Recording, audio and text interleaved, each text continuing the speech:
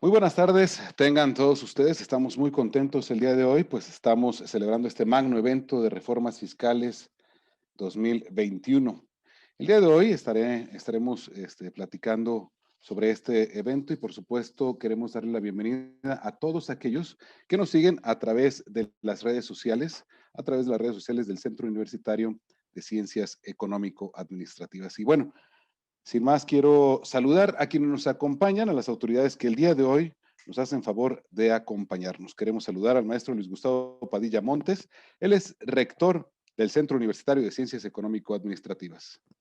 Buenas tardes y muchas gracias. De la misma forma, queremos saludar al diputado federal Itzcoatl Tonatiuh Bravo Padilla.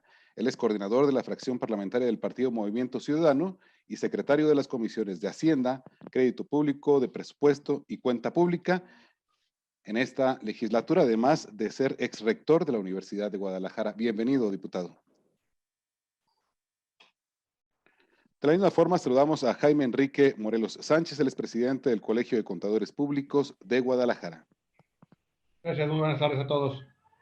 También saludamos al doctor Marco Antonio Daza Mercado, director de la División de Contaduría del Centro Universitario de Ciencias Económico-Administrativas.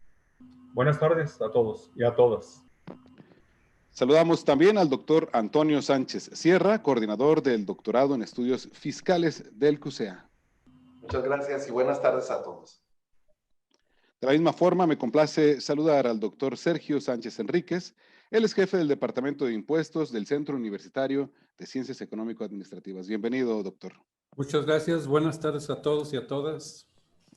De la misma forma, saludamos al doctor Héctor Alberto Romero Fierro. Él es profesor del doctorado de Estudios Fiscales y de la maestría en Estudios Fiscales de la Universidad de Guadalajara, aquí del Centro Universitario, y miembro de ANADE. Bienvenido. Buenas tardes a todos. De la misma forma, saludo al doctor Rodolfo Servín Gómez, también profesor del doctorado de Estudios Fiscales y de la maestría en Estudios Fiscales de la Universidad de Guadalajara, aquí en el Centro Universitario, y miembro también de ANADE. Bienvenido. Saludos a todos, buenas tardes a quienes nos acompañan el día de hoy. Saludos. Y bien, para comenzar, queremos escuchar al doctor Sergio Sánchez Enríquez, el ex jefe del Departamento de Impuestos del Centro Universitario de Ciencias Económico-Administrativas. Bien, muchas gracias. Muy buenas tardes tengan todas y todos. Como ya es una tradición, el Departamento de Impuestos les da la más cordial bienvenida a este su evento Reformas Fiscales 2021 a realizar los días 11 y 12 de los presentes. Este departamento y la coordinación del doctorado en estudios fiscales, conociendo la relevancia del paquete económico y la reforma fiscal 2021, con apoyo de todos y cada uno de los especialistas que nos acompañan, nos dimos a la tarea de organizar este evento. Como se dice coloquialmente, estamos de manteles largos por las personalidades que nos acompañarán. Agradecemos al maestro Luis Gustavo Padilla Montes, rector del Centro Universitario de Ciencias Económico-Administrativas, todas las facilidades y apoyo incondicional que nos brindó para realizar este evento. Asimismo, como ya se hizo mención, se encuentra con nosotros el rector de la Universidad de Guadalajara, el diputado Itzcoatl Tonatiuh Bravo Padilla, a quien doy mi reconocimiento y agradezco de manera muy particular su apoyo. A todos los conferencistas, muchas gracias, y a ustedes que nos acompañan, les agradezco mucho su asistencia. Muchas gracias. Muchas gracias al doctor Sergio Sánchez Enríquez, jefe del Departamento de Impuestos del Centro Universitario de Ciencias Económico-Administrativas. Quiero también destacar la participación del Departamento de Impuestos, de la División de Contaduría, del Doctorado en Estudios Fiscales, de la Maestría en Estudios Fiscales y la Maestría en Finanzas como organizadores, también por las organizaciones especializadas como el Colegio de Contadores Públicos de Guadalajara, el Colegio de Abogados de Jalisco, la Asociación Nacional de Fiscalistas y el Colegio de Abogados Capítulo Jalisco BMA. Muchas gracias también por su participación y a los patrocinadores, Peña Palafox Desarrollos Empresariales, empresa Thomson Reuters y revista consejero empresarial. Muchas gracias a todos ustedes que también nos están acompañando en esta transmisión. Y bien, para continuar, escucharemos las palabras y la declaratoria inaugural de parte del maestro Luis Gustavo Padilla Montes, rector del Centro Universitario de Ciencias Económico-Administrativas. Muy buenas tardes tengan todas y todos ustedes. Es un gusto poder compartir esta tarde en el marco de este magno evento sobre reformas fiscales 2021. Antes de iniciar, quiero saludar con todo el respeto y la amistad al diputado federal Tonatiuh Bravo Padilla, el rector general de nuestra alma mater, como ya se comentó, pero también rector de este centro universitario en varias ocasiones y quien ha sido a lo largo de la vida de esta universidad, de la red de universidad en Jalisco, pues una piedra angular para el desarrollo de nuestro centro universitario. Muchas gracias, diputado, por acompañarnos en esta tarde y poder escuchar de tu persona una conferencia magistral.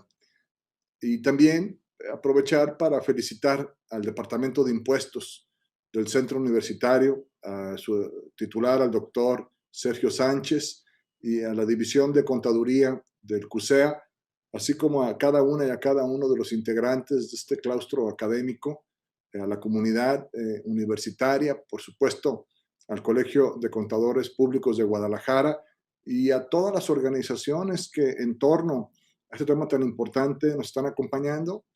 Saludar también a quienes nos siguen por las redes. Ahora la pandemia nos ha impuesto crear estos espacios virtuales para poder seguir comunicándonos y haciendo una reflexión colectiva sobre lo que está pasando en nuestra sociedad. Quiero iniciar con un breve mensaje de reflexiones. El escenario económico mundial y local del año 2021 no podría ser más complejo.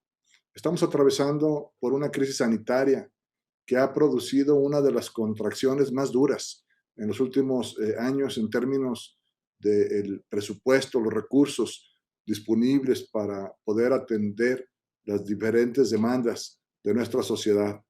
Tenemos por ello por delante el reto de repensar nuestros sistemas y diseñar políticas de Estado que permitan atender necesidades del gasto público y poder estabilizar las finanzas públicas en un periodo que se percibe será un mediano largo plazo de recuperación económica y en donde el momento en el que vive nuestro país reclama un trabajo coordinado, armónico y comprometido de parte de todos los actores políticos y sociales que se encuentran en posiciones de poder. Hemos venido sosteniendo y hoy en la mañana publicamos un desplegado en dos medios de comunicación nacional y local, en donde afirmamos que el Estado mexicano se funda en una organización sustentada en los poderes públicos, poder ejecutivo, poder legislativo, judicial y el respeto, el equilibrio y el balance de estos tres poderes al servicio del Estado mexicano. Por ello es que también nuestro sistema de gobierno democrático, republicano, federal y la pluralidad de opiniones y la participación de nuestra sociedad son la única manera de encarar este grave reto global y que lo vivimos en México y que lo estamos padeciendo particularmente en las entidades federativas y Jalisco no es la excepción. El contexto actual, dado por la contingencia sanitaria provocada por el COVID y las medidas de protección implementadas para reducir el número de contagios, imponen serias exigencias económicas a todos los niveles de gobierno. Y no podemos esperar que el control de la pandemia y el regreso a la normalidad se den en condiciones de insuficiencia financiera a cargo de los gobiernos locales, que son quienes atienden finalmente de manera inmediata y directa a nuestra población ante las demandas crecientes de parte de una ciudadanía que empieza a tener desesperación, porque por un lado tenemos que cerrar actividades esenciales y por otro tenemos que garantizar la salud de la población y al final la paz social, el bienestar de nuestra comunidad. He aquí la importancia de repensar y diseñar nuevas políticas en materia hacendaria y fiscal. He de destacar que en esta época es especialmente prioritario que quienes participan en la formulación y aprobación de presupuestos hagan de estos verdaderos instrumentos de política pública, que estos instrumentos de política pública permitan a los gobiernos locales, a las entidades de una federación, poder resolver sus problemas de manera más directa. El centralismo no es ahora una medida adecuada para poder atender la diversidad de un país que demanda soluciones locales desde una perspectiva local, desde una perspectiva nacional, perdón, pero sobre todo con una mirada global hacia los grandes cambios. Por ejemplo, lo mencioné en mi mensaje, el panorama económico es complejo. Cito solamente un dato que me han proporcionado precisamente de nuestra comunidad académica de la División de Contaduría. La reforma fiscal de 2021, en su mejor escenario, busca compensar la caída de los ingresos petroleros que vienen ocurriendo desde 2019. No contempla un aumento significativo de impuestos ni la creación de nuevos. La Federación apunta a promover un esfuerzo recaudatorio teniendo como fuente principal a los ingresos tributarios. Sin embargo, estos ingresos tributarios estimados para el 2021 no representan o no se percibe encontrar en ello una solución de fondo, y sí vemos claramente que los ingresos, por ejemplo, los ingresos petroleros de los que aparentemente se espera tener una noción de respuesta a esta presión fiscal y presupuestaria, pues representan el 3.7% del PIB, el menor porcentaje desde 1999. Esta es nuestra realidad. La miscelánea fiscal, por su parte, contiene cambios que son objeto de amplia discusión.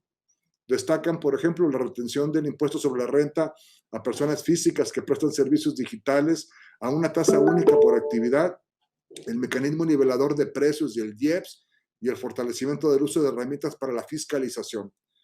Los expertos de este centro universitario y de otras instituciones de educación superior argumentan que no se trata de una reforma recaudatoria como tal, sino más bien es una reforma fiscalizadora. De hecho, de acuerdo con especialistas, no existieron disposiciones sobre estímulos fiscales. Se plantean adecuaciones a efecto de robustecer la vigilancia, enfocándose a casos en los que se ha detectado prácticas de evasión fiscal. Pareciera entonces que el camino de una política fiscal es más bien la persecución y no generar los incentivos adecuados para un desarrollo armónico, ordenado, que aliente el desarrollo económico y social de nuestra población. Todo ello nos permite afirmar que habrá implicaciones para México en lo general, pero particularmente en Jalisco. Miren ustedes, por ejemplo, los gobiernos locales van a perder recursos en el gasto federalizado. Esto ya es prácticamente un hecho consumado. Las reformas de 2021 no pretenden hacer más recaudación, sino que se limitarán a mantener el nivel del ingreso para cubrir necesidades del gasto. El problema de la discrecionalidad en la asignación de recursos del presupuesto de egresos de la Federación. La prioridad dada a proyectos del Ejecutivo por encima a resolver o atender proyectos muy particulares de las diferentes entidades federativas. Una mayor presión hacia los contribuyentes, incluir a las personas físicas y morales, particularmente de entidades como la nuestra, tanto en el pago de obligaciones como en la comprobación de las mismas. El dinamismo de la economía que tiende a bajar por el efecto impositivo. La situación de las pymes. Sabemos que entidades como la nuestra, si hay algo que genera riqueza y redistribuye esa riqueza, son las pequeñas y medianas empresas. Sin embargo, pues el panorama es totalmente desalentador porque no se ven incentivos fiscales como en otros países le han apostado a la inversión en ciencia, en tecnología, en innovación para poder transformar el rostro económico de nuestro Estado. Así el panorama, hoy iniciamos un foro sobre las reformas fiscales y sus implicaciones en un periodo en el que deberemos de reflexionar con mucha seriedad cuál seguirá siendo el rol de este pacto fiscal, de cuáles son las reformas fiscales que tendremos que seguir impulsando, pero sobre todo en un marco democrático, en donde verdaderamente se escuche la voz de la población representada por sus instituciones. Por eso es que a mí me da mucho gusto el día de hoy que este espacio de reflexión en el ámbito académico y que se está compartiendo con la sociedad interesada, pues puede abrirse con una conferencia magistral de quien no solamente es un estudioso de la materia, sino que es un legislador que lo hemos visto en la trinchera con la argumentación de la academia, y me refiero a Tonatiuh Bravo Padilla.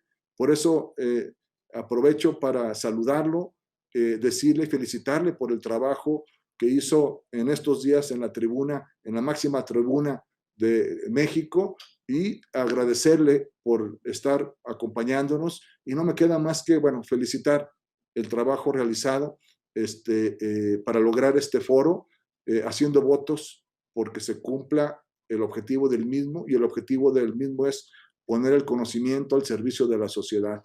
Por eso, sin más preámbulo, yo declaro formalmente inaugurados los trabajos de este foro virtual de análisis sobre las reformas fiscales, deseando que el trabajo que hoy se concluya nos lleve a otros espacios de análisis y discusión para tener un mejor México, y por supuesto que nuestro Estado pueda cumplir con los anhelos de nuestra población. Enhorabuena, nuevamente gracias por la invitación y muchas gracias. Muchas gracias al maestro Luis Gustavo Padilla Montes, él es rector del Centro Universitario de Ciencias Económico-Administrativas. Y bien, a continuación le daré el uso de la voz al doctor Sergio Sánchez Enríquez, él es jefe del Departamento de Impuestos de este centro universitario, y quien él le dará lectura de la síntesis curricular del diputado federal Itzcoatl Tonatiuh Bravo Padilla. Adelante, por favor. Sí, muchas gracias. Antes de dar lectura del currículum del diputado Bravo Padilla, quiero mencionar que el moderador del día de hoy y el día de mañana será el doctor Antonio Sánchez Sierra. Asimismo, hacer mención que el día de mañana, que se realizará la clausura de este evento, correrá por cuenta del señor director de la División de Contaduría, Marco Antonio Daza Mercado. También quiero hacerles mención que después de que concluya la conferencia magistral el día de hoy, se tendrán 10 minutos para preguntas y respuestas. Bien, muchas gracias. Por cuestiones de tiempo, el currículum del diputado Bravo Padilla es muy extenso, y le pedimos su anuencia para que precisamente podamos hacer mención únicamente de algunos aspectos en manera de síntesis. El diputado es economista por la Universidad de Guadalajara, maestro en Administración Pública por la Universidad de Nuevo México y máster universitario en la Sociedad de la Información y el Conocimiento por la Universidad Abierta de Cataluña, España. Dentro de la Universidad de Guadalajara se desempeña como profesor e investigador. Además, ha fungido como rector del Centro Universitario de Ciencias Económico-Administrativas, vicerrector ejecutivo y rector general de la Universidad de Guadalajara. Diputado federal en la 56ª y 60ª legislaturas. En esta última presidió la Comisión de Educación Pública y Servicios Educativos. Actualmente es diputado federal de la 64ª legislatura de la Cámara de Diputados del Congreso de la Unión, donde funge como coordinador del Grupo Parlamentario de Movimiento Ciudadano. Además es secretario de la Comisión de Hacienda y Crédito Público e integrante de la Comisión de Presupuesto y Cuenta Pública. Bien, sin más que comentarles, de mi parte es todo. Muchas gracias. Muchas gracias al doctor Sergio Sánchez, y a continuación escucharemos la conferencia magistral, discusión legislativa del paquete económico y de la reforma fiscal 2021, a cargo del diputado federal Itzcoatl Tonatiuh Bravo Padilla. Adelante. Muchas gracias, estimado rector de CUSEA, maestro Gustavo Padilla, señor director de la división, doctor Marco Daza, distinguido jefe del Departamento de Impuestos, doctor Sergio Sánchez, estimado presidente del Colegio de Contadores, contador Enrique Morelos, y estimados amigos, doctor Antonio Sánchez, distinguidos participantes que acuden el día de hoy. Primeramente, muchas gracias por su atenta invitación, y como siempre, ya saben ustedes que para mí es un gusto participar en las actividades de CUSEA y más sobre todo si están relacionadas con el trabajo que en este momento me toca hacer acá en la Cámara de Diputados. Efectivamente, en esta ocasión me ha tocado continuar en las comisiones económicas de la Cámara, particularmente en la de Hacienda, pero también participar en la Junta de Coordinación Política, que es el órgano de gobierno de la Cámara. Así que eso nos ha permitido tomar contacto con lo que está ocurriendo y con la realidad del día a día. Si gustan, vamos empezando la presentación. Le pediría el apoyo técnico, si nos pueden hacer favor de iniciarla para proporcionar los elementos que... Adelante, la que sigue.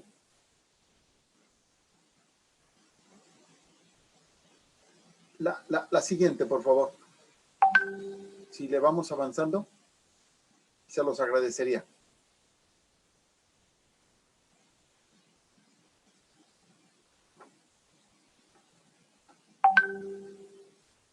Parece ser que tenemos problema para poder avanzarle a la presentación. Si a lo mejor sacándolo y volviéndolo a poner, se puede reinicializar.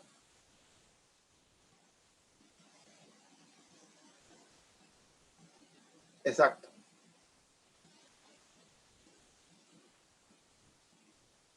Perfecto. Adelante. La que sigue. Bueno, primeramente debo dar las gracias a todo el equipo asesor que me acompaña aquí en la Cámara de Diputados y que nos apoya en todos los estudios y trabajos relacionados con nuestra actividad en las comisiones económicas. Lo primero que tendría que decir es que en el actual contexto, la administración del presidente Andrés Manuel López Obrador se ha caracterizado por tomar una serie de medidas previas al paquete económico que lo contextualizan. Entonces voy a hacer una síntesis de las mismas para que ustedes puedan identificarlas. En primer lugar, se generaron una serie de medidas para endurecer la fiscalización y el combate frontal a la evasión y elusión fiscal. Esto implicó la reforma del artículo 28 constitucional, en el cual se prohíben ya literalmente las condonaciones de impuestos. No se crean, fue una discusión de fondo porque esto nos preocupó que nos fuéramos al otro lado. Y ustedes saben perfectamente bien que esta atribución que tenía el presidente de la República, o que tiene el presidente de la República, puede ser usada para el bien, no nomás para el mal.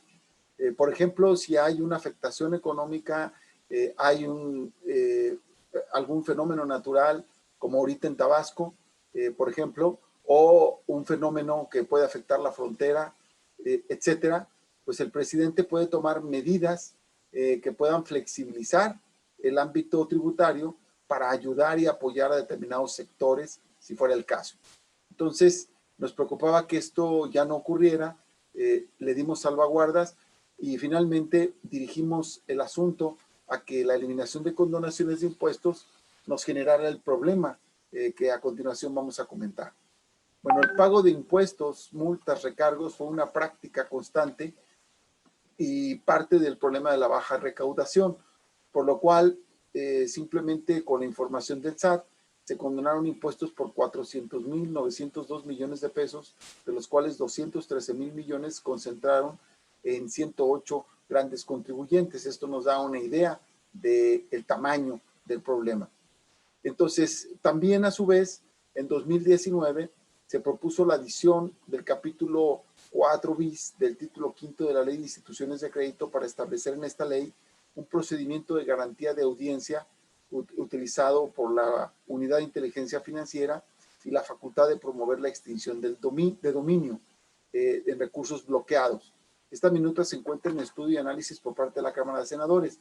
Déjenme comentarles que aquí nosotros tuvimos que hacer una intervención porque la constitucionalidad de esta medida, ustedes han visto cómo en este periodo la Unidad de Inteligencia Financiera ha actuado bloqueando cuentas y entonces se bloquea la cuenta El bloqueado es el último en saber o conocer cuál es la razón por la que se está haciendo eso, y no hay un procedimiento claro de defensa. Y lo peor de todo es que querían llevar esto a la extinción de dominio como atribución de la UIF. Nos parece eso muy, muy peligroso, no solamente para la inversión extranjera en el país, sino además para los derechos elementales de cualquier contribuyente. La siguiente, por favor.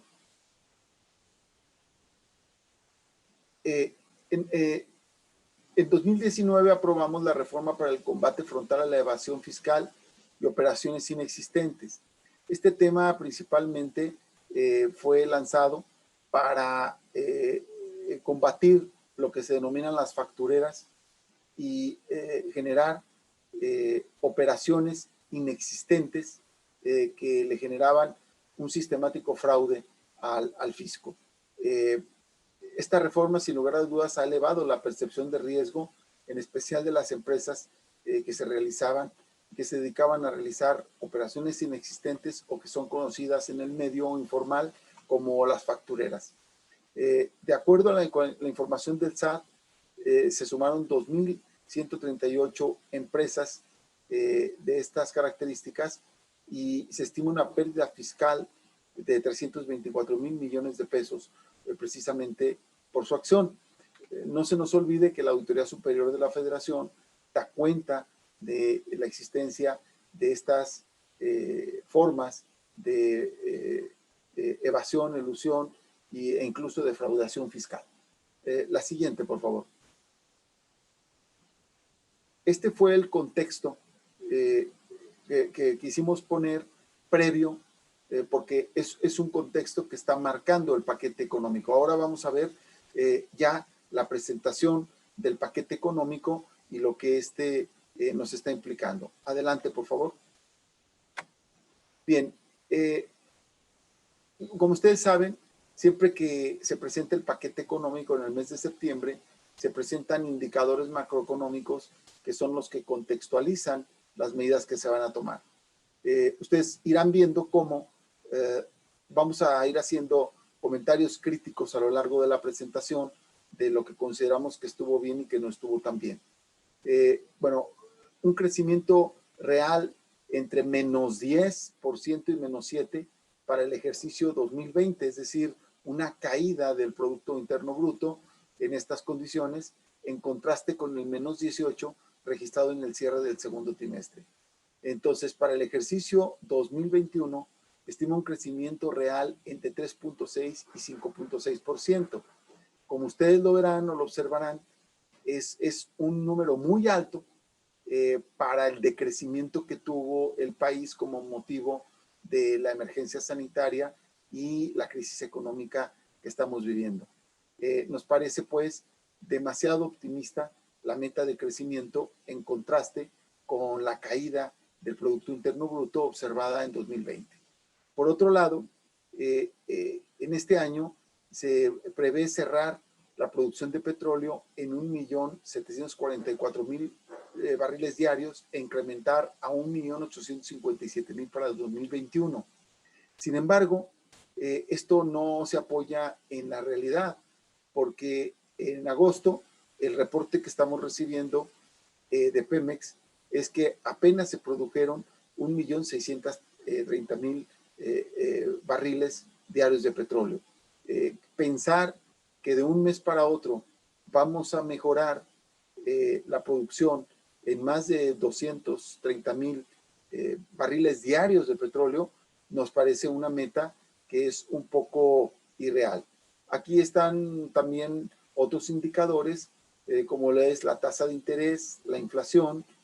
Bueno, al PIB de Estados Unidos el crecimiento real se le pone 3.8, nos parece también muy optimista. Hay que tomar en cuenta que la economía del país está en un 90% ligada a la economía de Estados Unidos. Si allá hay un crecimiento mayor, evidentemente genera un efecto de arrastre con nuestra economía de esas dimensiones. Nosotros no creemos que sea fácil que Estados Unidos, después de haber decrecido menos 5% por el tema de la pandemia, ahora esté en condiciones de crecer en 3.8%, como se plantea. Adelante, por favor. Si vamos a la siguiente. En la siguiente se está calculando un crecimiento de 5.7% en términos reales. Como ya dijimos, nos parece alto.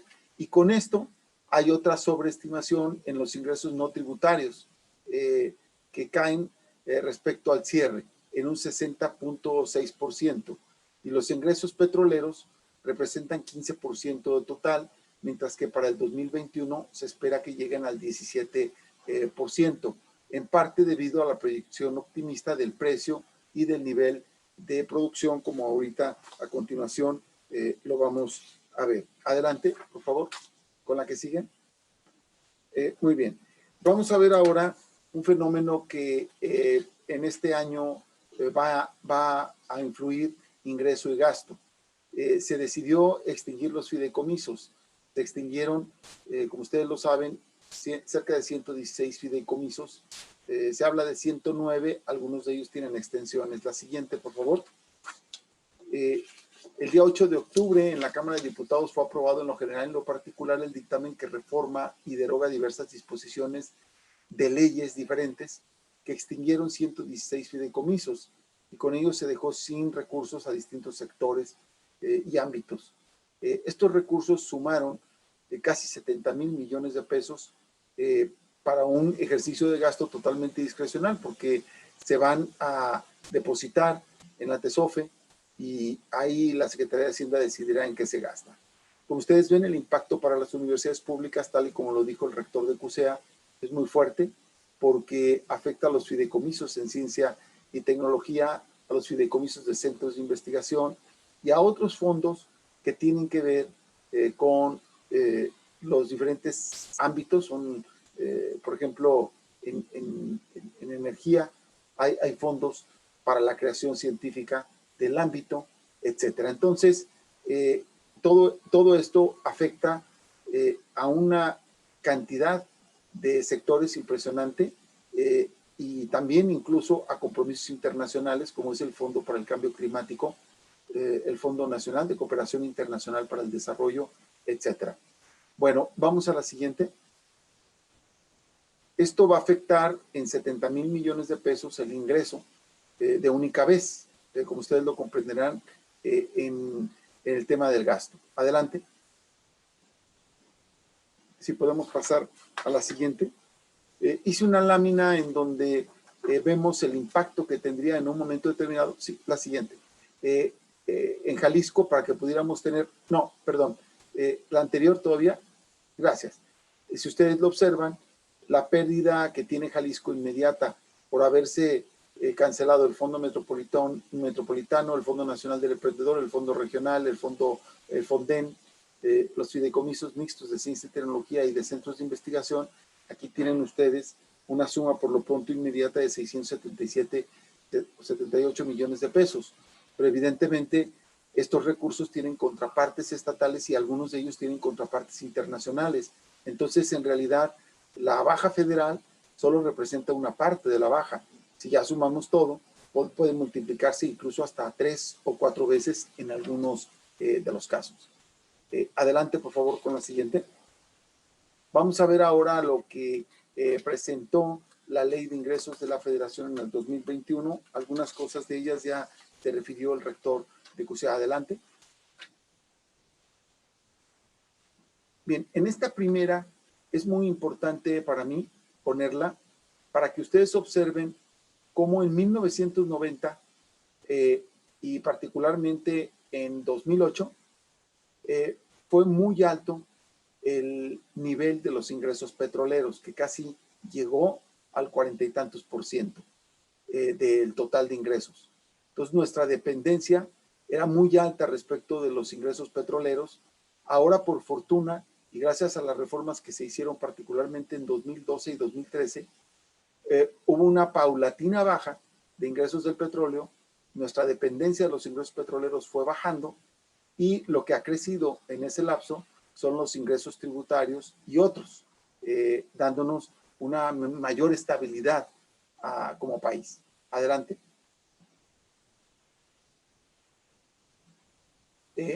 Aquí tenemos nosotros el proceso legislativo en síntesis. Constitucionalmente, el 8 de septiembre, el presidente tiene la obligación de presentar el paquete económico al Congreso de la Unión.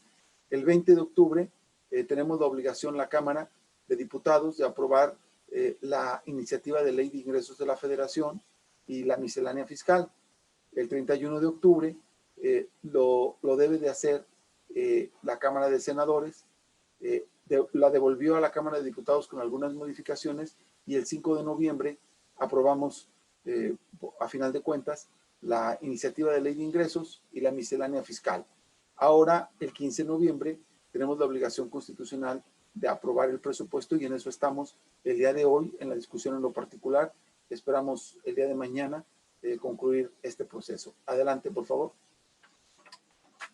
Bien, en la carátula, como se llama, la ley de ingresos contemplaba ingresos totales por 6.262.736 pesos, lo que significa que en términos nominales es de 52.659 miles de millones de pesos.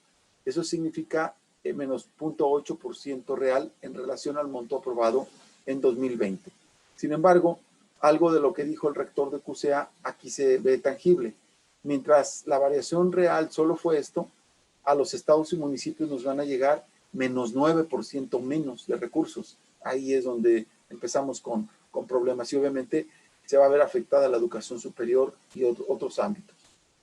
Dos de los tres grandes grupos que integran el total de ingresos presentan recortes. Por un lado, los ingresos del gobierno federal tienen una disminución de 3.7% en términos reales y por otro lado, los ingresos de organismos y empresas tienen una reducción del 3.3% real.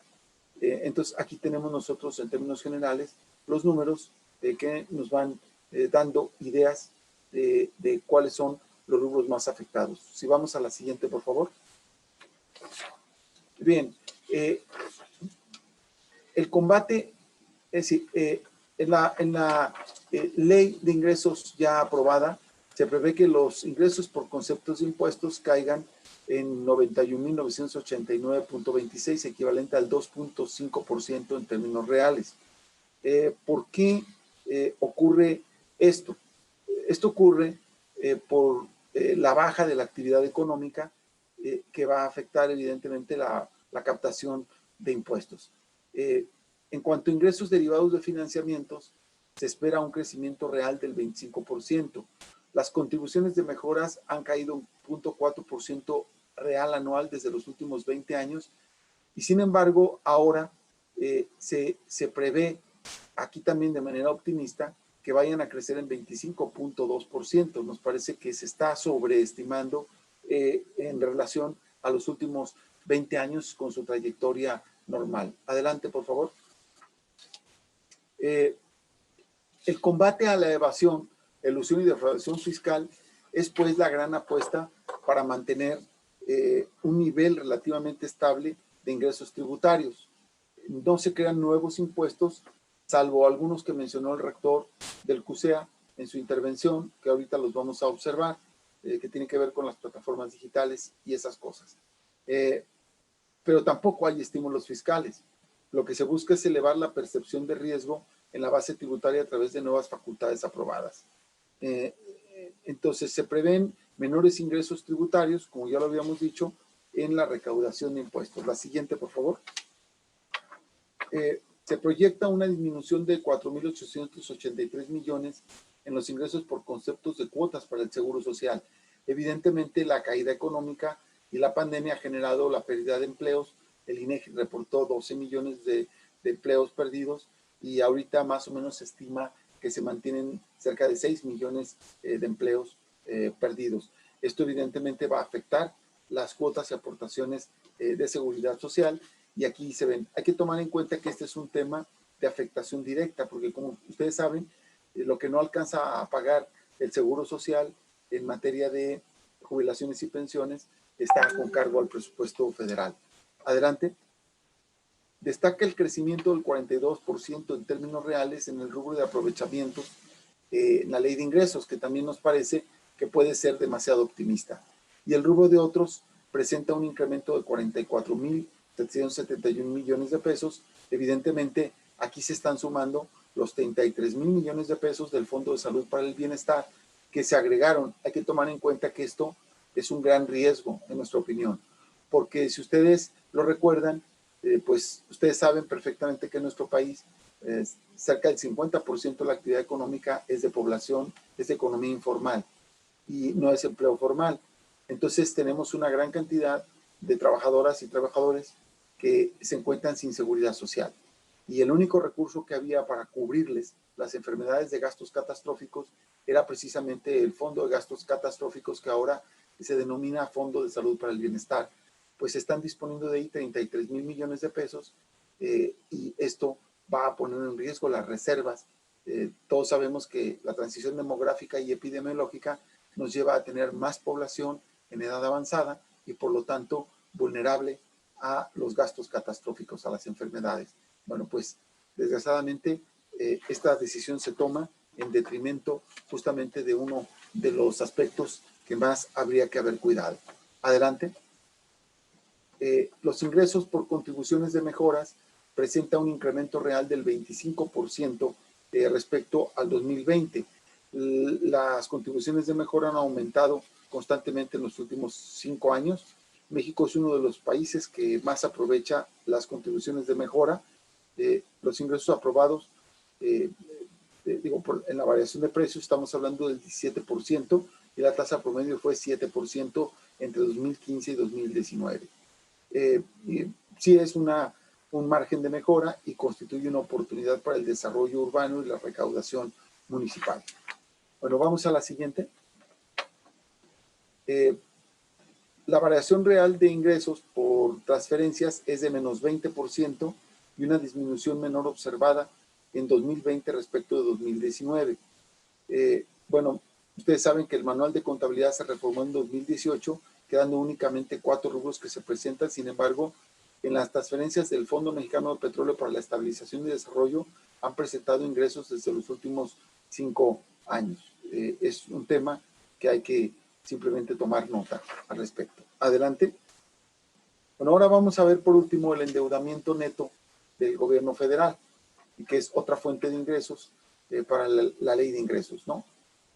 Aquí se está habilitando un techo de financiamiento de casi 700,000 millones de pesos, son 699,125. Por eso, cuando a veces en las conferencias de prensa uno escucha que no se va a endeudar al país, bueno, pues yo les quiero decir que la ley de ingresos en su artículo 2 dice exactamente lo contrario. Es decir, hay una tasa de endeudamiento, como lo vamos a ver en la siguiente lámina, bueno, que es el más alto endeudamiento en los últimos 5 años, el que vamos a tener en este año. Y particularmente en eso déjenme decirles que yo no tengo una opinión contraria. Yo creo que sí se debe endeudar el gobierno para poder apoyar y estimular la reactivación económica y el empleo, pero lo debe de hacer en inversión, no en gasto social, porque el gasto social por sí mismo no va a generar el crecimiento económico. Adelante, por favor.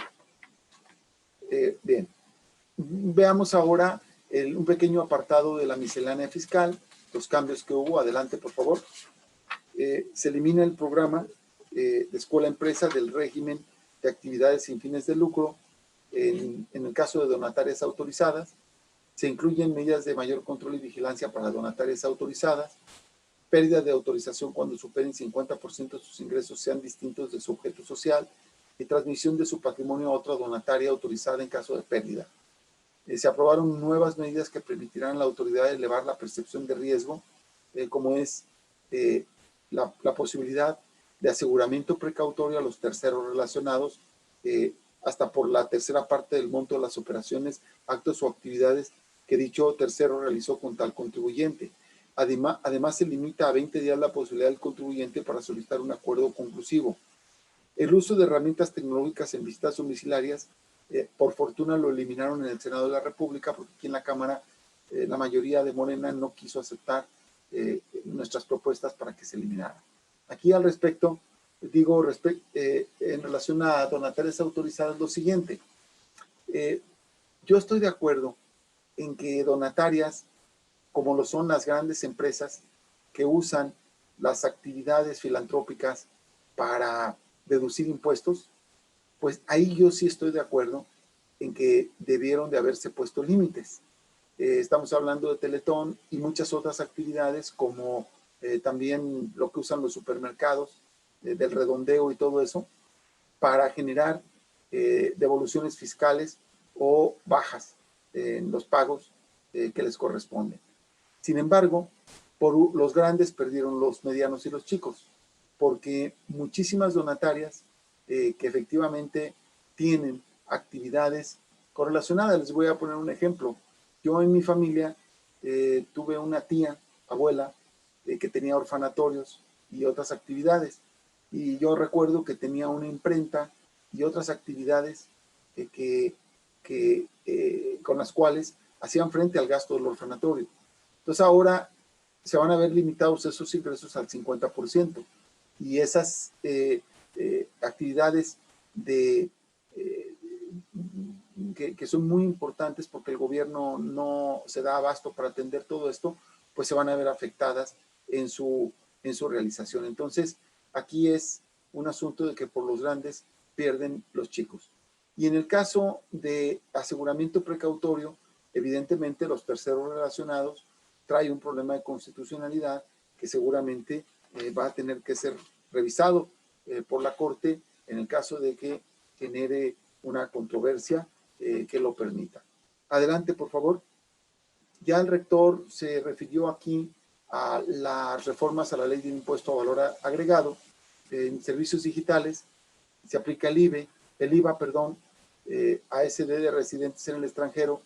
Se traslada el IVA igual por SD prestados a través de intermediarios a receptores de los servicios en territorio nacional, cuando el 100% sea cobrado por intermediarias, y se bloquearán a empresas residentes en el extranjero que incumplan estas disposiciones. Aquí el único problema, pues es que ustedes ya saben lo que ocurre. Todos estos impuestos, que seguramente podrían ser justos, porque plataformas como Netflix u otras plataformas de vehículos o de renta de habitaciones, de hotelería, etcétera, pues no pagaban. Sin embargo, ahora el problema es que lo van a trasladar seguramente a los finalmente usuarios finales, que son los que se van a ver perjudicados en las tarifas de precios, ¿no? Esa es una crítica que hay que considerar, porque deberían de tomarse los impuestos de manera que fueran absorbidos por las empresas sin impactar en el precio final de los servicios. Bueno, en servicios profesionales de medicina se exenta el pago del IVA a las personas físicas que presten servicios a través de instituciones de asistencia o beneficencia privada. La siguiente, por favor. La siguiente. Bueno, vamos a ver por último el tema de los derechos. Se pagarán derechos por gestión de documentos migratorios, de acreditación de la condición de estancia. No se pagará derecho por publicar en el Diario Oficial de la Federación cuando se establezca como obligatorio, se regule expresamente de cualquier norma jurídica, en cualquier norma. Se cobrará 30% adicional al costo de pasaportes expedidos de emergencia. Pago de derechos en aspecto radioeléctrico. Esto también va a generar un impacto en la economía por el costo de las bandas. Y se estableció pago de derechos en aspecto radioeléctrico también por bandas en megahertz, cuyos rangos aquí vienen explicados. En nuestra opinión, también esto evidentemente puede generar efectos inflacionarios. Bien, vamos ahora a llegar ya a las conclusiones, si podemos avanzar a dos más. Bueno, yo quisiera decir con toda franqueza el problema fundamental del país. En México tiene una recaudación tributaria de tan solo el 16.2% con respecto a su PIB. Es bajísima si tomamos en cuenta que el promedio en América Latina es del 22.8%, es decir, casi el 23%, y en los países de la OCDE estamos hablando de un promedio de 34%. ¿Esto qué significa? Pues que en el 2021 se ratifica una ausencia crónica sistemática de recursos para poder hacer frente al gasto necesario de parte del Estado. Para hacer la economía número 16, porque ya perdimos un lugar después de Indonesia, nuestro PIB es suficientemente grande como para que México tuviera al menos arriba de un 23% de captación respecto de su PIB. Sin embargo, no es así y hoy en día este problema no vamos a avanzar en el 2021 en su solución. ¿Sí?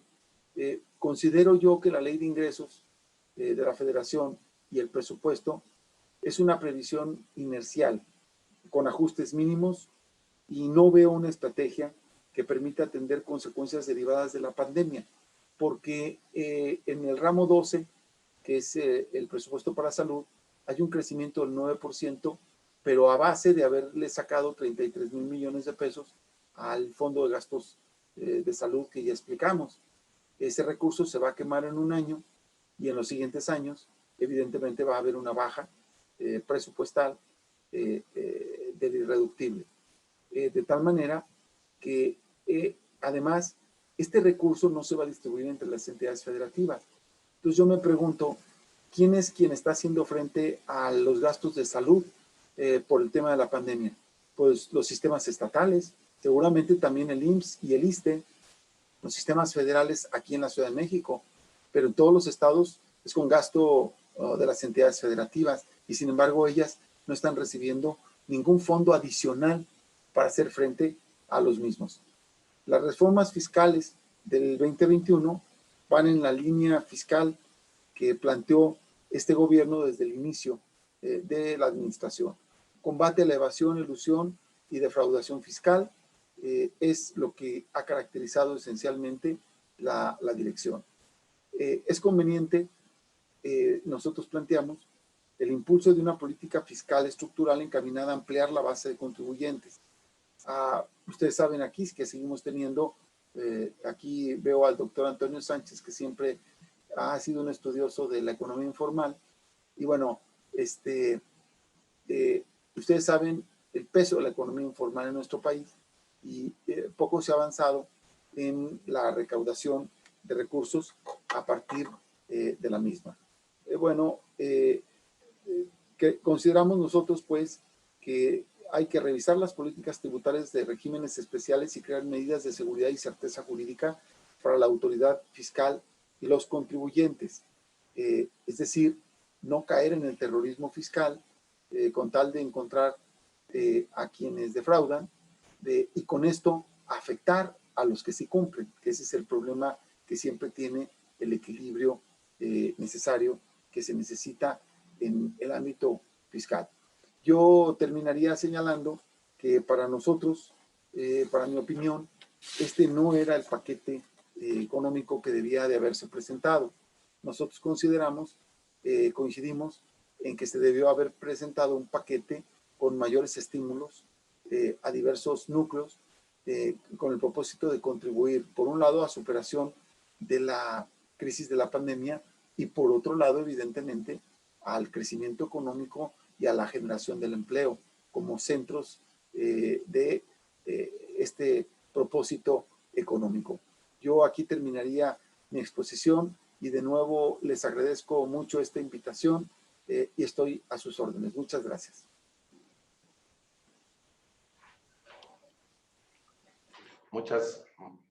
Muchas gracias, maestro Tonatiuh. Vamos a esperar a que nos formule algunas preguntas y muy importantes todas sus reflexiones, maestro Tonatiuh. Y sí me gustaría hacerle una pregunta antes de abrir la sesión de preguntas y respuestas, en el sentido de que el obstáculo que está generando el grupo parlamentario de Morena, porque vemos que en todas las discusiones en el canal del Congreso, pues básicamente se está retrocediendo en un aspecto contrario al federalismo fiscal. ¿Cuáles son los principales argumentos económicos de centralizar los recursos hacia toda la Secretaría de Hacienda y no distribuirlos adecuadamente fuera del contexto de la Ley de Presupuesto y Contabilidad Gubernamental, maestro Tonatiuh? Totalmente de acuerdo. Es decir, en estos 3 años se ha hecho total énfasis de nuevo en un centralismo, en el cual el gobierno más o menos tiene la siguiente lógica. Si se los entrego a los estados o los municipios, son corruptos. Pero también en el gobierno federal se tomaron medidas de centralización absoluta. Por ejemplo, les voy a decir algunas de ellas, que son muy importantes. Lo primero, ningún secretario de Estado, salvo el de Marina y el de la Defensa Nacional, nombran a su oficial mayor. Se quitó la figura del oficial mayor y ahora es un jefe de administración y finanzas. Entonces, pero todos esos de cada secretaría los designa el secretario de Hacienda, no cada secretario. Eso quiere decir que hay una desconfianza total hacia los secretarios de Estado en cómo ejerzan los recursos y que los ejerzan en forma directa, ¿sí? Segundo, se ha hecho todo un sistema de compras en paquete que ha generado un problema de retardos y de proveeduría. Ustedes vean el tema de los medicamentos y todo lo demás. Entonces es una centralización respecto a las entidades federativas, pero también una centralización respecto del propio gobierno federal.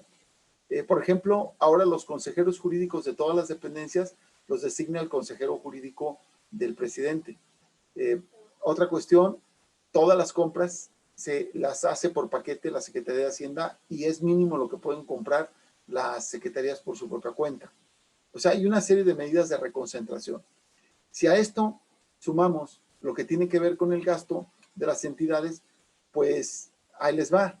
Se han perdido 4 puntos porcentuales. Es decir, del 26%, del 30, 70, que significaba 70% de gasto concentrado y 30% entidades federativas, ahora es el 26% lo que manejan entidades federativas contra 74% del gobierno federal. Entonces, ahí está la tendencia para centralizar.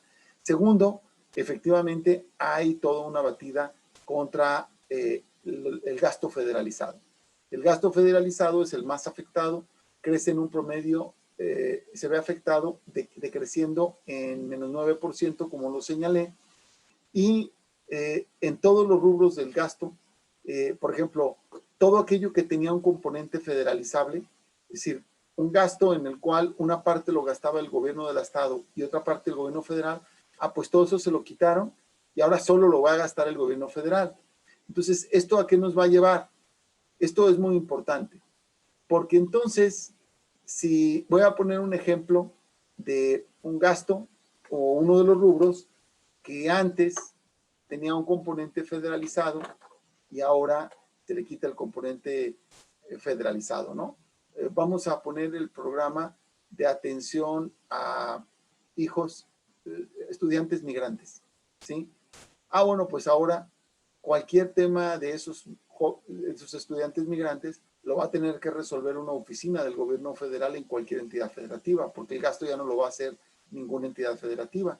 Entonces, yo me pregunto, ¿quién conoce más en dónde están asentados los hijos de migrantes que son atendidos en escuelas básicas por parte de los gobiernos? Pues yo creo que lo conoce más el gobierno estatal y sobre todo los municipales. Sin embargo, se hace largo el camino para poder ejecutar ese gasto, ¿no? Y así como ese gasto, se le están multiplicando las tareas al gobierno federal. Otro ejemplo es el INSABI. O sea, yo me pregunto, ¿quién sabe? O sea, ellos dicen, hubo corrupción del Seguro Popular. Es cierto, había una gran corrupción en el Seguro Popular. Pero en lugar de cambiar las reglas de operación y en lugar de modificar lo que generaba corrupción, entonces se quedan con todo el dinero y ahora lo van a aplicar ellos. Pero imaginen ustedes el aparato federal que se va a necesitar en Jalisco para que todo el gasto lo haga el gobierno federal, en lugar de que fije nuevas reglas y se ponga de acuerdo con el gobierno del estado para que éste lo haga en el sistema de salud. Así es como están las cosas en todos los espacios y es un proceso verdaderamente lamentable porque va a generar incluso una ineficiencia en el gasto. Es imposible gastarse el dinero de esa forma porque va a estar a cuentagotas, los procedimientos van a ser tortuosos, de largo camino, etc. Y bueno, el último comentario es de que se está haciendo más fuerte el que la federación no comparta recursos, sino se quede todos con ella para ella decidir qué se hace, por encima de las prioridades que pueden establecer municipios y todo. Pongo el último ejemplo, Fortaseg. Fortaseg era el gasto que permitía que las entidades federativas, municipios, sus corporaciones policíacas recibieran recursos para fortalecerse. Entonces, ¿cuál es la postura del gobierno federal? No, las policías municipales y de las entidades federativas están penetradas por el crimen organizado, por lo tanto, no es importante ayudarlas. Bueno, si a esas vamos, también lo estuvo el gobierno federal, y si no, pues veamos al reo distinguido que tienen ahorita en Estados Unidos, dos de ellos relacionados con las posiciones más altas del gobierno federal en materia de seguridad. Entonces quiere decir que ese problema no nomás es de las entidades federativas, sino también de los municipios. Entonces, ¿qué hacen ahora? Concentrar todos los recursos de seguridad en la Guardia Nacional, como si la Guardia Nacional fuera la única que fuera a dar respuesta. ¿Qué provoca esto? La Guardia Nacional solo puede tener las actividades de la Policía Federal para los efectos del fuero federal. Y sin embargo, ¿qué nos dice la estadística de delitos? Pues que el 70% de los delitos que la gente se queja son los que ocurren alrededor del daño patrimonial. Y todos ellos, como ustedes lo saben, son del fuero local, que deben ser perseguidos por la policía municipal y la policía investigadora de las entidades federativas. Entonces, si estas no tienen recursos, pues entonces, aún invirtiendo en la Guardia Nacional, no va a tener respuesta esta parte de la incidencia delictiva. Entonces, así como esto, está más o menos el criterio, desgraciadamente, de lo que se está aplicando, y coincido totalmente. Hay una batida general contra el federalismo y no se ve bien desde el centro esta parte. Maestro Tonatiuh, muchas gracias. Y hay dos preguntas. ¿Qué opinión tiene sobre el bloque de los 10 gobernadores que amenazan con salirse del pacto fiscal? ¿Usted lo ve viable? Bueno, esto debe tener matices. Primero, empiezo por decir que no se podrían salir del pacto federal, porque el pacto federal es el pacto que mantiene los Estados Unidos mexicanos. Si alguien se sale del pacto federal, dejaría de ser miembro de los Estados Unidos mexicanos y entonces pasaría a ser otro país.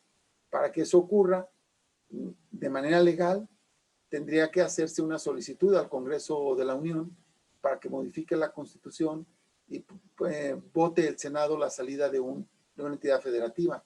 Yo creo que eso, en esta correlación, sería poco más que imposible que eso ocurriera. Y además yo no veo a ningún gobernador planteando eso. Ahora vamos al pacto fiscal.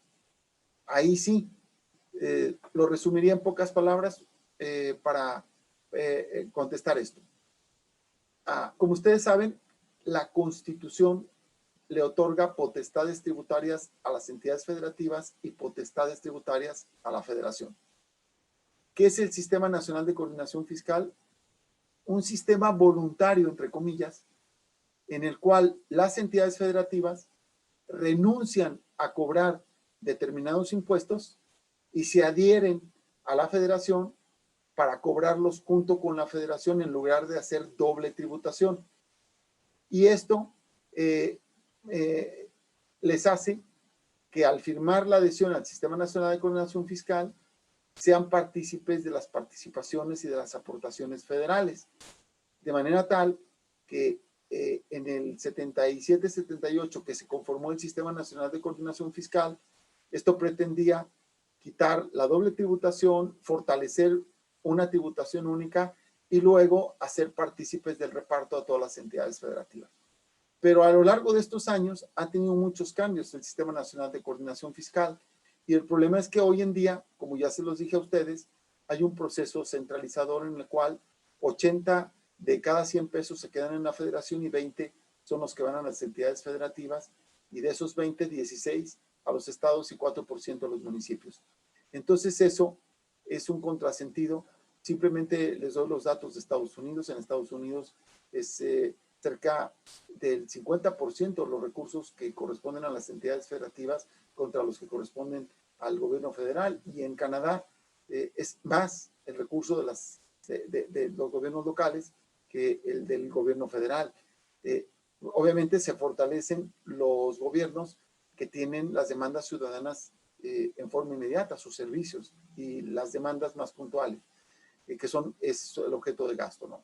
Entonces, yo aquí lo que creo que lo que están planteando los gobernadores es que se modifique el pacto fiscal y que esa modificación traiga una ecuación mucho más balanceada de recursos. Ahora, aquí hay que ser autocríticos y yo quiero señalar muy claramente que muchos gobiernos estatales tienen muy bajos ingresos locales por la falta de rigor en la aplicación de las leyes, porque nos da flojera cobrar los impuestos, nos vamos a pelear si cobramos el predial, y no hay una eficiencia recaudatoria, salvo en la Ciudad de México, que tienen más alto nivel, y en algunas ciudades de Nuevo León y otras ciudades, pero tenemos un bajo nivel de eficiencia recaudatoria. De hecho, somos de los países que en el mundo nos distinguimos por tener una baja recaudación de los gobiernos subnacionales.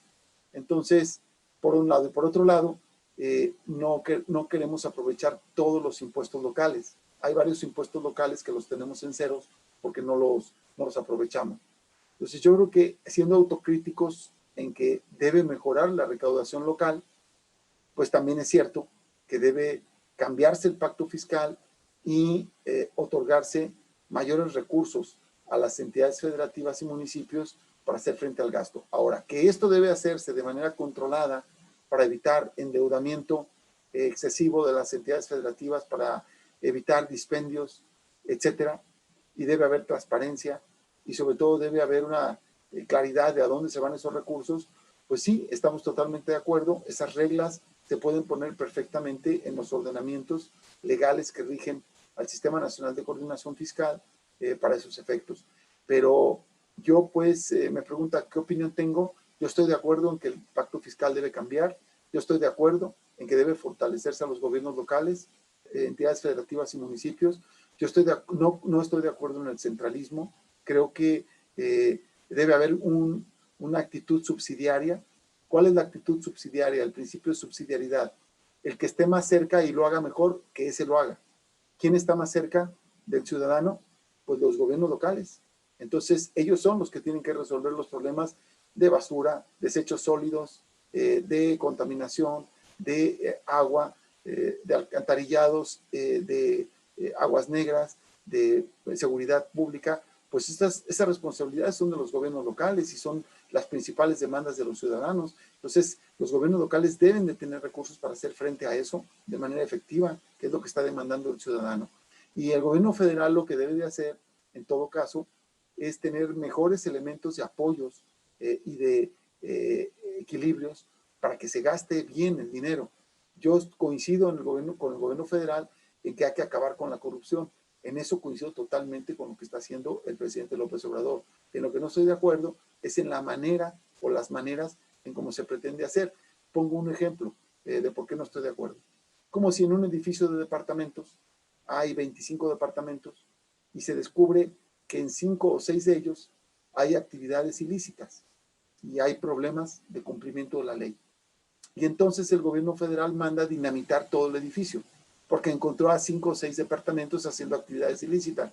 Bueno, pues esa solución es lo que hicieron con los fideicomisos, esa solución es lo que hicieron con las estancias infantiles y con muchísimos, son criterios que han aplicado y que me parecen a mí totalmente desmesurados de acuerdo al propósito original de acabar con la corrupción. Entonces esa sería mi respuesta respecto del planteamiento de los gobernadores.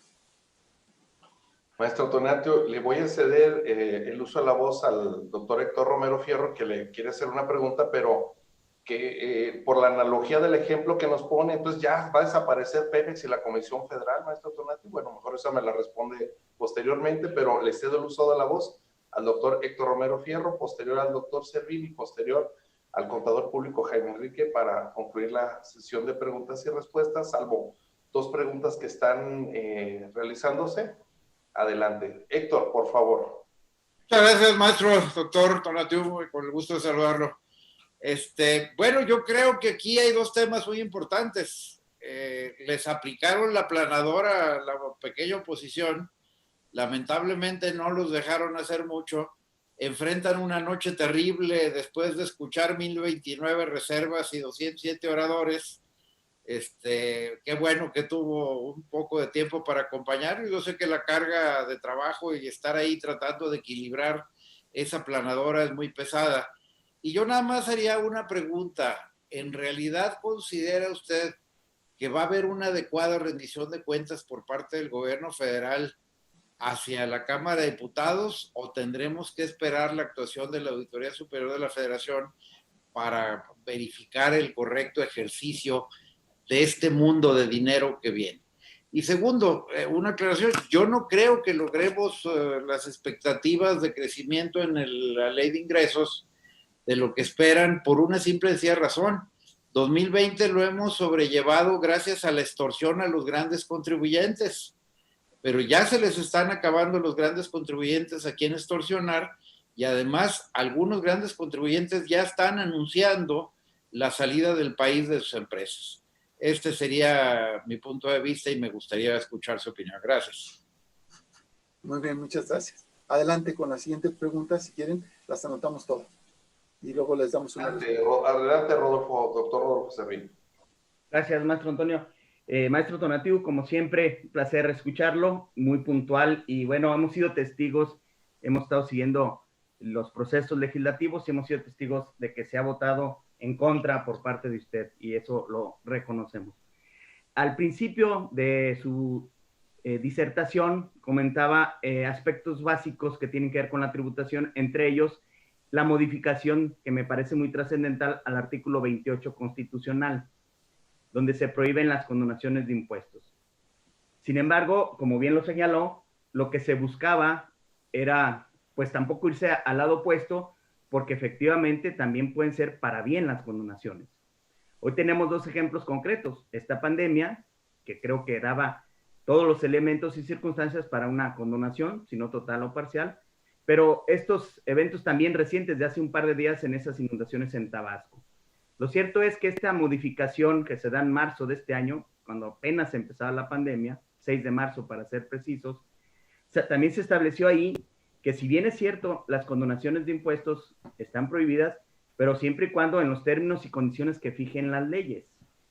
Y el artículo 39, fracción primera del Código Fiscal de la Federación, prevé esa facultad para el Ejecutivo de condonación de impuestos, precisamente en casos de catástrofes o temas naturales o epidemias. Hoy tenemos, repito, el caso concreto de Tabasco.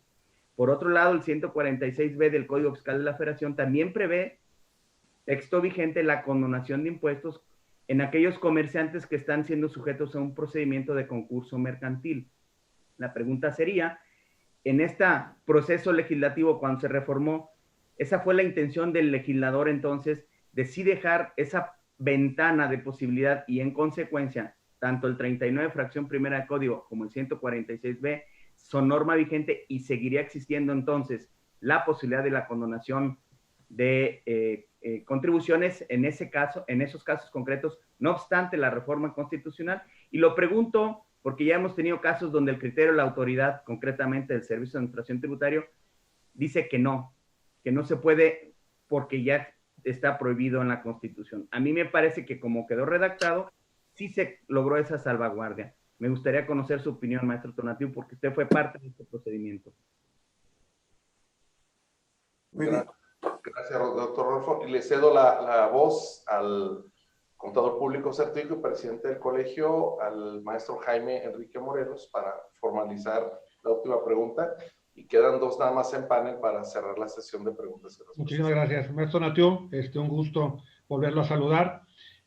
Bueno, usted también hacía mención precisamente con el tema del pacto federal, bueno, el pacto fiscal, que eso tendría que manejarse. Y creo que mi pregunta iba muy en el sentido de que también se requiere confianza, ¿no? Yo coincido con usted en el tema de que la desaparición de los fideicomisos, el ejemplo que nos puso fue muy gráfico de cómo se están haciendo las cosas, ¿no? Creo que el tema es de que si hay corrupción,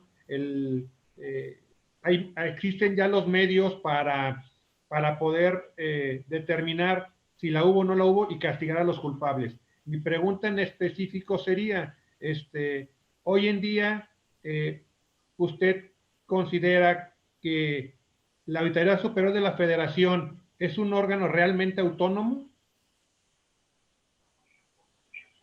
Sí, ok. Maestro Tonatiuh, hay otra pregunta que nos formulan, aparte de la del maestro Jaime, de que ¿por qué se dio la reforma de los acuerdos conclusivos? Y concluimos con una pregunta de que en días pasados en medios de comunicación se extiende una situación de que el actual auditor superior de la Federación afirmaba que gran parte del recurso ejercido en 2019 no tiene total soporte documental ni han regresado tampoco el recurso. ¿Qué tan enterado está de esta situación? Y concluimos esta sesión para que usted dé respuesta, maestro Tonatiuh. Adelante. Sí, está bien. Muchas gracias por todas las preguntas y por supuesto que es un gusto saludarles a todos ustedes.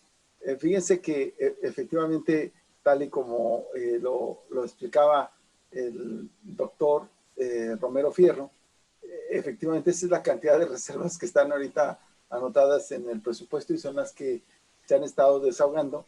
Por fortuna aquí en su oficina, en la oficina que tengo televisor y estoy viendo el seguimiento de la sesión y le pedí a uno de los vicecoordinadores que estuviera abajo al pendiente. Pero efectivamente, pregunta, ¿va a haber rendición de cuentas? Yo sinceramente creo que en eso sí me he llevado una mala, digamos, percepción general del proceso. Yo fui diputado federal en la 56 legislatura. Esa legislatura fue en la que presentó su último informe Salinas y fueron los 3 años de Zedillo. Ahí en esa legislatura se hizo el dictamen o el predictamen que creaba la Auditoría Superior de la Federación y también se hizo la reforma a la Suprema Corte de Justicia, todo lo demás. Todos nos fuimos pensando en que eso iba a traer una renovación de todas esas áreas y que la justicia y la fiscalización de recursos darían paso a una nueva época. Yo creo que sí mejoró la Suprema Corte y el Consejo de la Judicatura, pero después se empantanó. Y en el caso de la Auditoría Superior de la Federación, creo que también logró avances, pero después yo veo en general el proceso empantanado por diversas razones, no solo atribuibles a la propia Auditoría Superior de la Federación. Pero yo simplemente le voy a contestar con esto. Para detener un proyecto como el del nuevo aeropuerto de la Ciudad de México, en el que ya se habían gastado cerca de 180,000 millones de pesos, debió haber habido un dictamen técnico y razones poderosísimas por escrito que nos hubieran llegado a la Cámara y nos explicaran que se estaba a punto de convertir, que estábamos a punto de cometer el país una barrabasada con el nuevo aeropuerto. Y entonces yo esperaría haber recibido 1 o 2 tomos de sesudos estudios técnicos, financieros, que documentaran el porqué de un cambio de decisión tan importante que hiciera a un lado 180,000 millones de pesos ya aplicados y nos moviera a otro sitio. Muy bien. Tengo casi 3 años en la Cámara, no conozco esos documentos, no he conocido que se dirijan al Poder Legislativo para explicarle por qué hicieron eso, pero tampoco he visto que la Auditoría Superior de la Federación, en este reporte del 2018, meta a saber, a ver qué pasó con esto, y en el 19, por qué se cambió la orientación del proyecto y por qué se dilapidaron 180,000 millones de pesos. O tienen que decir, se dilapidaron porque estuvo mal tomada esa decisión y las anteriores autoridades cometieron desvíos, cometieron esto, lo otro, y por lo tanto sancionamos a las anteriores a quienes estaban, o tienen que tener los elementos que demuestren cuáles fueron los beneficios técnicos y financieros de hacerla en este otro. No está claro eso nos habla de las limitaciones que tiene nuestro marco fiscalizador. Entonces, y efectivamente, hasta ahora los grandes contribuyentes han tenido que pagar las bajas y también los ahorros que se habían generado en los fondos de estabilización de ingresos, tanto petroleros como ingresos de las entidades federativas, ingresos presupuestales, pues es con lo que hemos estado viviendo. Pero vamos a ver qué pasa el próximo año si todo esto no se corrige. Tengo las mismas inquietudes que usted, doctor, y yo veo muy limitado el horizonte de la Auditoría Superior de la Federación para realmente poder actuar. De la segunda pregunta, en la cual se habla del artículo 28, bueno, yo coincido totalmente. De hecho, vamos poniendo varios ejemplos, no solamente el de la pandemia, que es muy claro que se debió haber generado estímulos fiscales para poder apoyar la actividad productiva, sino simplemente, por ejemplo, la baja de impuestos en la frontera, ¿por qué se toma? Por un problema de competitividad, y es totalmente justo hacerlo. Es una franja cuya actividad económica se empuja con eso. Y ahorita en Tabasco, pues ni modo que al sector comercial, al sector productivo, no se tomen medidas que puedan generar apoyos y estímulos para que vuelva a cerrarse ahí la cicatriz y supere el problema. Es decir, por todos lados vemos ejemplos de que tiene que haber excepciones y que para eso es la autoridad, para estudiar y ver en dónde se necesita aplicar criterio de tal manera que se pueda verdaderamente apoyar.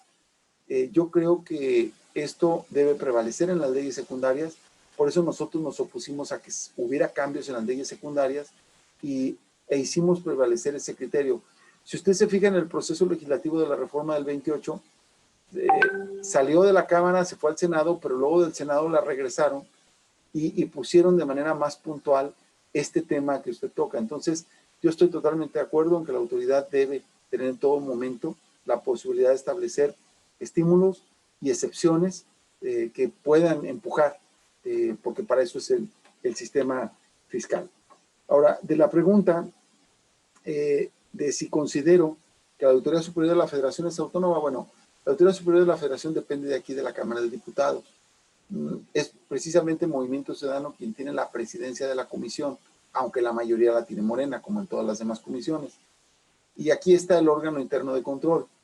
Yo creo que sí resultó un avance importante la Auditoría Superior de la Federación, pero definitivamente todo el sistema de fiscalización debe sufrir un cambio y debe profundizar aspectos. Le voy a comentar algunos de ellos.